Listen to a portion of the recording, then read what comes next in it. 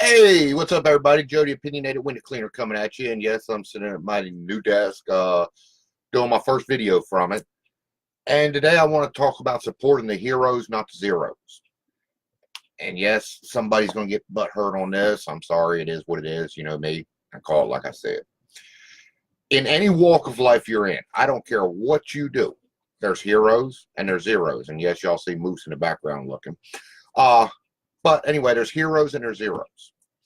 And you say, well, not in all walks of life. And I'm going to tell you right now, there are heroes and there are zeros.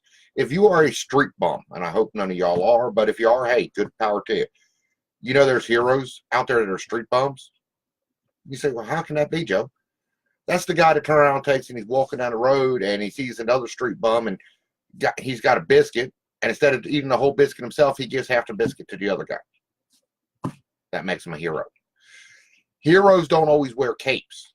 Now, understand that. We're not talking about superheroes with, great powers, Batman, Superman, all that stuff. Even though if any of y'all have great powers, I will consider you a superhero, but I don't think any of y'all do.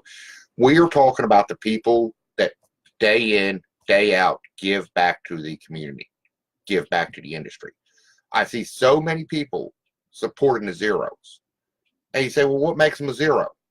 If they are only doing it to pad their pockets, they are a zero. Now, let's be honest about it. Everybody has to make money. And I have no problem with somebody making money. I have no problem with somebody using their knowledge to make money. That is not the dilemma. What I do have a problem with is the ones that are ripping our industry off. They are not just ripping it off. They're straight out taking and raping us as an industry. They are, bending us over, not even saying thank you afterwards. And I'm sorry if that's blunt, but it is what it is. People that have no business telling somebody else how to do it are acting like they are the professional expert. That's bullshit, guys. And the worst part about it, there's people in the industry that are steadily supporting these guys. Stop doing that. If the guy you're supporting, you have to pay $10 to talk to him on the phone, he's a zero. Honest truth. Now, I'm not saying that guy can turn around and take and spend all day long with you on the phone for free, but you should be able to call him and say, hey, man, I got this bid I'm trying to put in, and I'm not sure what to put on here. And maybe he'll help you out. Maybe you'll be too busy at that point, but he's not so busy that he's only available to you when you pay him per minute to talk to him. That's a zero, guys. Stop supporting him. Vendors in the industry. I am very hard on vendors. I expect a lot out of any vendor I deal with. Some of the vendors that I have on Joe Knows site are vendors I've learned to trust in, but there's others I will not deal with. Not because they're necessarily bad people, but I don't see where they're helping me. I don't see where they're willing to turn around, answer the phone, and talk to me about a problem that I have without trying to charge me just to get some information. I'm going to give you all a perfect example of this. And I'm going to call two companies out, and I hope they don't mind, but it's a positive thing.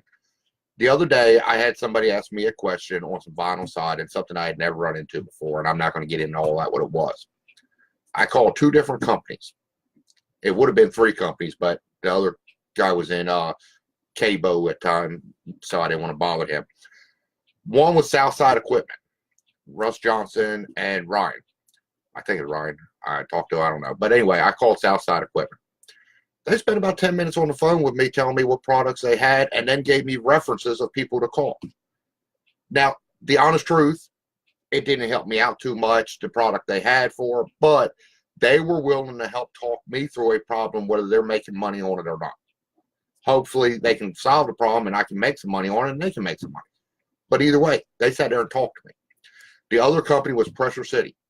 I called, spoke to them boys over there at Pressure City, and they were great to deal with also. Both them companies were willing to talk to me without charging me a dime.